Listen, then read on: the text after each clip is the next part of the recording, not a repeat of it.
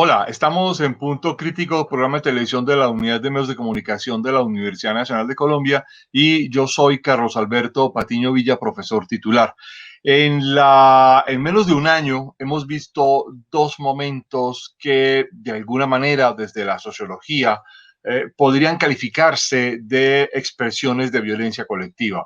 Uno de ellos fue hacia el 23 de noviembre del año pasado, en el contexto de un paro que tuvo un impacto nacional muy fuerte y en el que vimos una serie de protestas muy violentas y una militarización de la ciudad, de las ciudades de Bogotá, pero también vimos que lo mismo pasó en Cali, en Medellín, en Barranquilla, en otras grandes ciudades del país y en ciudades intermedias. La semana pasada, después de un largo periodo de confinamiento y de pandemia, volvimos a experimentar un periodo de violencia colectiva muy fuerte y en este contexto además hemos visto una gran disputa política y de alguna manera institucional sobre esta violencia que se ha generado y lo que hay detrás.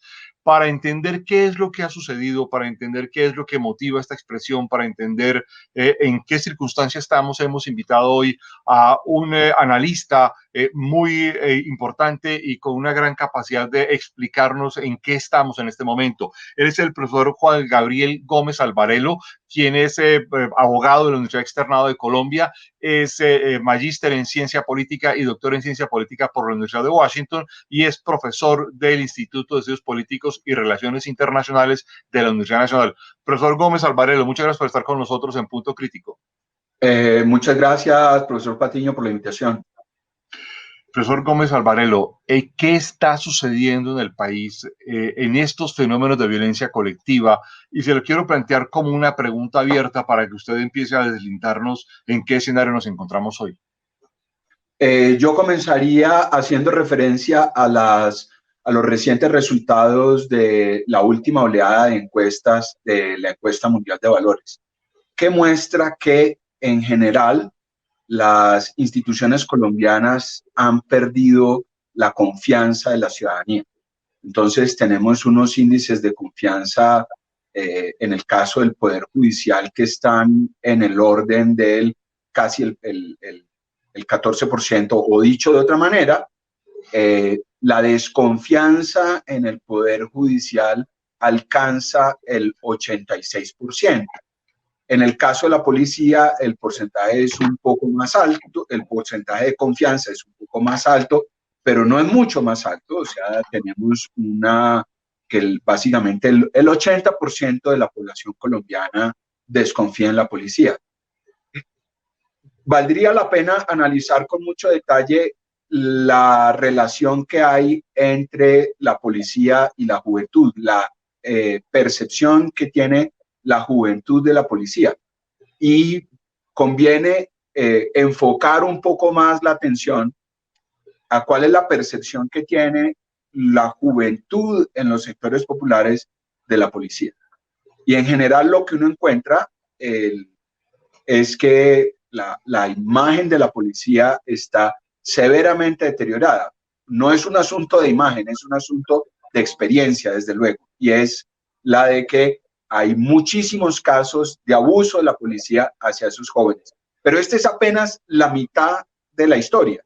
La otra mitad de la historia es que tenemos a un montón de jóvenes que se están socializando en discursos de justificación de la violencia, en que la violencia es la respuesta adecuada a la violencia y a la exclusión económica y social que ellos sufren.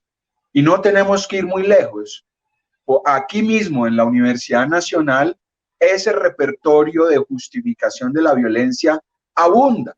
Casi que hay una transmisión intergeneracional de los discursos de justificación de la violencia. Entonces, ponemos las dos cosas juntas y el tema era no de si se va a producir un estallido, sino cuándo se va a producir.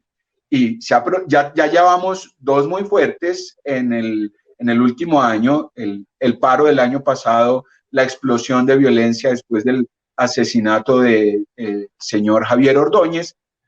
Pero tal como están las cosas, tenemos que prepararnos probablemente para más estallidos de este tipo.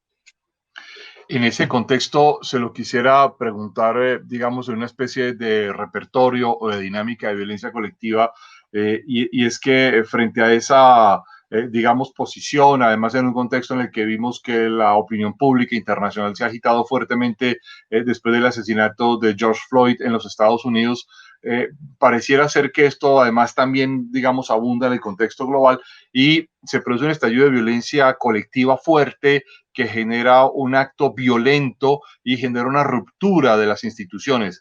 Pero de otra parte, pareciera ser que hay una especie de acción que busca también constreñirse entre las mismas instituciones de gobierno y cómo se mueven o se relacionan unas con otras. ¿Cómo entender el alcance destructivo de esta violencia en ese escenario? Lo que estamos viendo es un gobierno que hereda, recibe del gobierno previo un extraordinario esfuerzo por construir las bases del Estado de una forma diferente. Ese esfuerzo estuvo concentrado fundamentalmente en las negociaciones de paz con las FARC. Y por eso hay muchísimos sectores que en la actualidad le reclaman al gobierno una adecuada implementación de los acuerdos de paz. No obstante, conviene resaltarlo, ese mismo gobierno que hizo enormes esfuerzos por la construcción de la paz, fue un gobierno que se basó en la dinámica clientelista. El presidente Santos compensó las limitaciones de su liderazgo con componendas clientelistas que lo acendraron, que acentuaron una lógica contraria a la de la inclusión democrática de muchas personas excluidas, acentuaron los fenómenos de corrupción del Estado y mantuvo inalterado un modelo de desarrollo económico muy excluyente que propicia enormes conflictos, particularmente en lo que concierne a la explotación de recursos naturales a través de la minería. El gobierno actual recibe esos esfuerzos, los pone a un lado. El gobierno actual no siguió el consejo del ala más radical de su partido, enunciada por el señor Fernando Londoño, de hacer trizas los acuerdos de paz. No ha hecho nada de eso, pero continuamente ha contribuido a deslegitimar esos acuerdos de paz. El caso más notable fue en las objeciones el año pasado a la ley estatutaria de la Jurisdicción Especial de Paz. Lo que sí ha hecho el gobierno es dedicar muchos esfuerzos a la reinserción de los excombatientes de las FARC, pero lo que ha hecho es crear, por decirlo así, destruir el paraguas de paz, el paraguas del diálogo, el paraguas de la reconciliación, y ha creado realmente, es más bien un clima, ha contribuido, no es que lo haya creado, ha contribuido a un clima de polarización en el cual la pugnacidad, la incivilidad y el recurso a la violencia se están poniendo como la primera respuesta a los fenómenos de falla de las instituciones. En ese, digamos, contexto uno puede decir que parte del problema tiene que ver con que en el proceso de paz que se negoció durante el gobierno Santos con la guerrilla de las FARC, no se tuvo en cuenta para nada los escenarios urbanos, el tema de lo urbano, qué pasaba, qué pasa con las instituciones, qué pasa con la sociedad, y adjunto a eso el hecho de que hay una generación que hoy tiene menos de 30 años que en general no vivió el grueso del conflicto, lo vivió siendo muy pequeños y que reclaman una inserción distinta en la sociedad colombiana hoy. Yo estoy de acuerdo contigo parcialmente en este sentido, en el de que yo no creo que La Habana era el lugar para hablar de los problemas urbanos, porque la guerrilla de las FARC era una guerrilla eminentemente rural. Y no solo eso, sino que es una guerrilla que no representaba al grueso de la población colombiana. No teníamos por qué esperar de las negociaciones en La Habana que se discutieran los gravísimos problemas urbanos que tenemos. Pero lo que sí tenía que hacer el gobierno anterior era justamente crear un escenario para abordar esos problemas urbanos. No lo hizo. Había un comisionado de paz cuyo único pensamiento era la negociación con las FARC. Y pues se entiende por muchas razones la lógica de ese razonamiento, pero es claro que el gobierno colombiano que negoció con las FARC no tenía ninguna estrategia, ningún propósito de abordar el gravísimo problema de las periferias urbanas en las cuales el Estado es casi que inexistente. Lo único que existe es población y hay un montón de actores armados que controlan esos territorios, pero Estado en el sentido de unidad de autoridades, pueblo y territorio, no, ahí casi que no existe.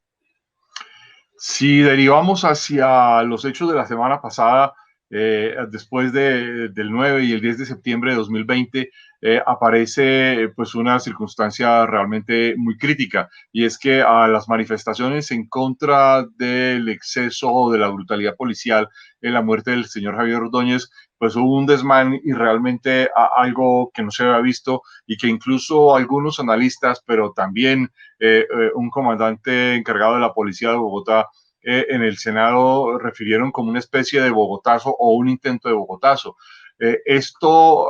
¿Cómo puede uno diferenciar unos límites entre protesta, desbordamiento de violencia y una acción sistemática de destrucción específicamente contra la policía? Todas las sociedades democráticas tienen que tener espacios para la protesta. Todas las sociedades democráticas tienen que asumir el costo de que sus ciudadanos protesten. El tema es que aquí en Colombia hay gente que cree que la sociedad puede funcionar sin protesta y quiere que una sociedad desigual y excluyente como la colombiana funcione así, y eso es sencillamente impensable, es francamente irrealista. Entonces, los ciudadanos en una sociedad como esta debemos prepararnos y tener la tolerancia con las marchas, las protestas, las demostraciones de rechazo y crítica a las políticas del gobierno, etc. Hasta ahí yo creo que podríamos llegar muchas personas a un acuerdo razonable acerca de lo que significa la protesta en la sociedad democrática. Lo que pasa es que en la semana pasada vimos que se cruzó un umbral, y es el umbral de la protesta pacífica, y entramos en la protesta violenta. Cuando vimos ciudadanos enardecidos atacando a si recuerdo bien el acrónimo de CAI es Centros de Atención Inmediata, me parece. Cuando vimos a la gente atacando los CAI, rompiendo los cristales reforzados que tienen, prendiéndole fuego, incluso en casos en los cuales había policías dentro, poniendo en peligro su vida. El solo hecho de que haya, además de los numerosos muertos que hubo por la represión policial, los numerosos heridos también causados por esa represión policial, pero que haya un altísimo número de oficiales de la policía heridos, es evidencia de que se cruzó ese umbral. Y cuando se cruza ese umbral, entramos en una peligrosa espiral, en un peligroso escalamiento de la violencia. Y eso es realmente para mí un asunto extremadamente preocupante, porque tenemos un grupo de personas que, al considerar que es legítimo el uso de la violencia para protestar, necesariamente va a producir un fuerte rechazo de parte de las autoridades, que van a emplear la fuerza para reprimir a esas personas. Y el desenlace de todo esto va a ser necesariamente, por la lógica de los hechos, va a ser un desenlace cruel, va a ser un desenlace violento. ¿Cómo entender, profesor Gómez, en ese contexto digamos, aparentemente muy mala relación entre el gobierno distrital del Distrito Capital de Bogotá y la policía, y además incluso algo que a veces pareciera como un desconocimiento de las funciones institucionales o las responsabilidades institucionales de la alcaldía frente a la policía y frente a la seguridad ciudadana?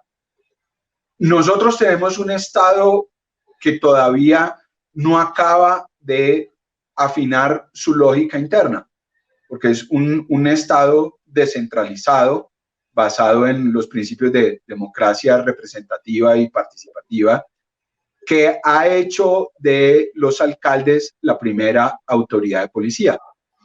Lo que vimos es que, o lo que estamos viendo es una desconexión entre esa autoridad civil, la primera autoridad civil de la ciudad, que es en el caso de Bogotá, la alcaldesa y los comandantes de policía.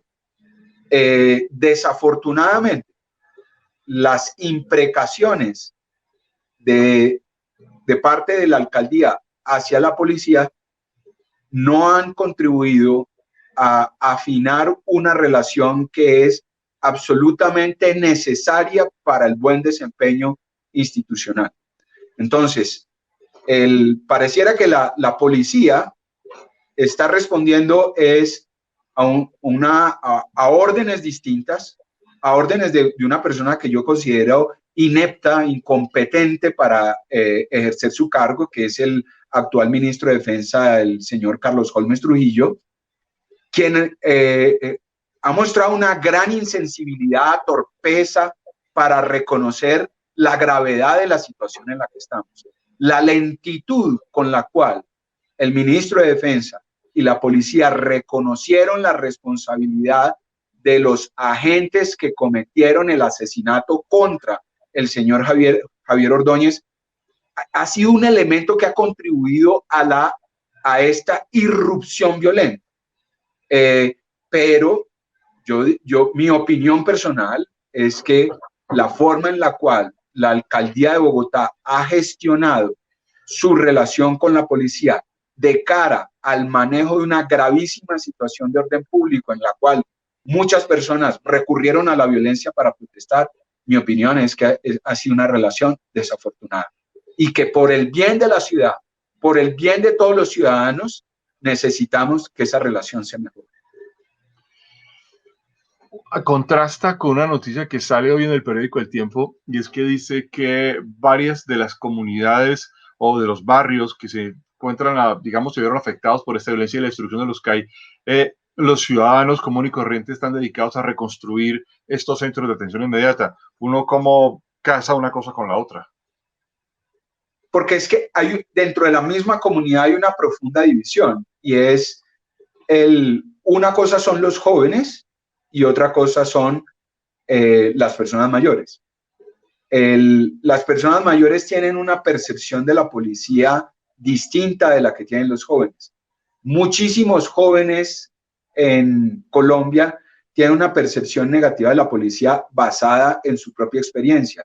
Yo lo he podido constatar anecdóticamente con muchísimos estudiantes de la Universidad Nacional. Basado simplemente en la apariencia personal, la policía ejerce su poder de una manera diferente, es decir, de una manera discriminatoria.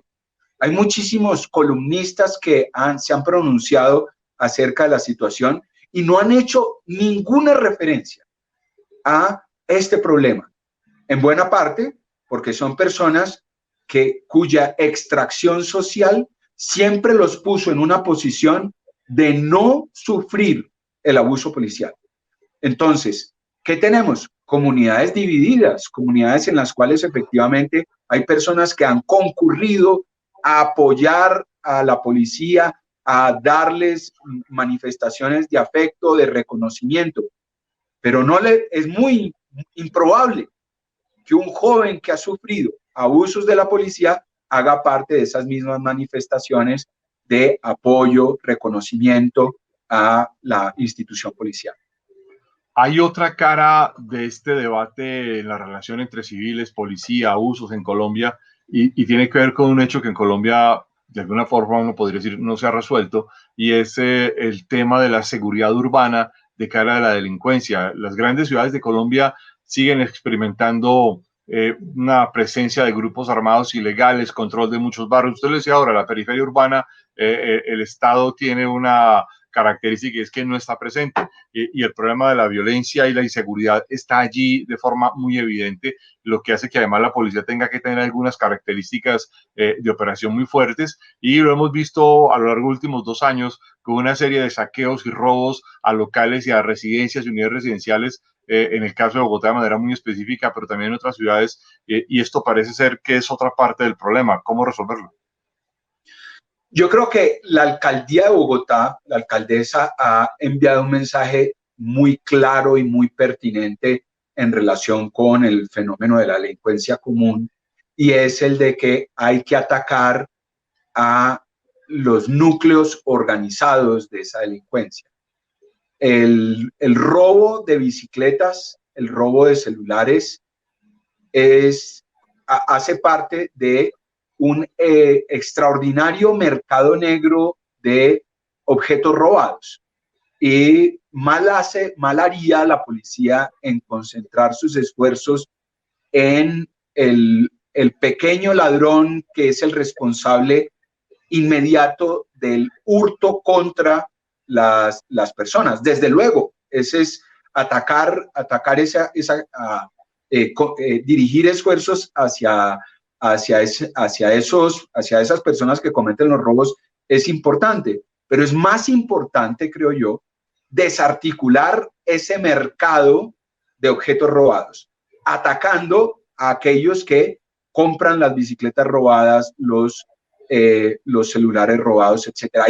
Lo que hay que hacer es desarticular ese mercado ilegal, atacando muy duramente a esos responsables. Ese es apenas un componente de la estrategia. Hay otro componente y es el de necesitamos construir Estado en la periferia urbana como tenemos que hacerlo en la periferia rural. Y a este respecto yo citaría la lección de una persona que sabe mucho de este tema, que trabajó con el gobierno anterior, con gobiernos anteriores en diversos planes en el área rural, Álvaro Balcázar. Las lecciones de Álvaro Balcázar son que para construir Estado necesitamos hacer 3 cosas.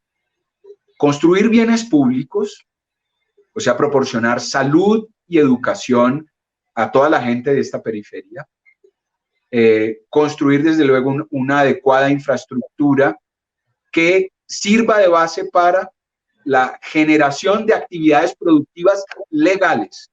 Y los otros 2 componentes son el reconocimiento de esas poblaciones y el de participación. Y entonces, en el caso de los jóvenes, eso significa reconocer su interlocución, llamarlos a un gran diálogo acerca de cómo restablecer la relación entre comunidad juvenil y policía. Si eso se lograra, yo creo que daríamos un paso histórico enorme en términos de construcción, en términos del logro de un propósito de este gobierno que debería ser un propósito de todos los colombianos, que es paz con legalidad y con equidad, con justicia social. Hemos llegado al final de Punto Crítico con esta advertencia del profesor Juan Gabriel Gómez Alvarelo sobre que vienen todavía grandes escenarios, pero sobre todo la necesidad de una reconstrucción institucional de Colombia. Profesor Gómez Alvarelo, muchas gracias por estar con nosotros en Punto Crítico. Como siempre, ha sido un gran gusto compartir con usted, profesor Patiño, este espacio, y un cordial saludo a toda la audiencia y muchas gracias aquí a todo el equipo de apoyo de Punto Crítico. Muchas gracias, lo esperamos a ustedes en una próxima emisión de Punto Crítico, muy amables.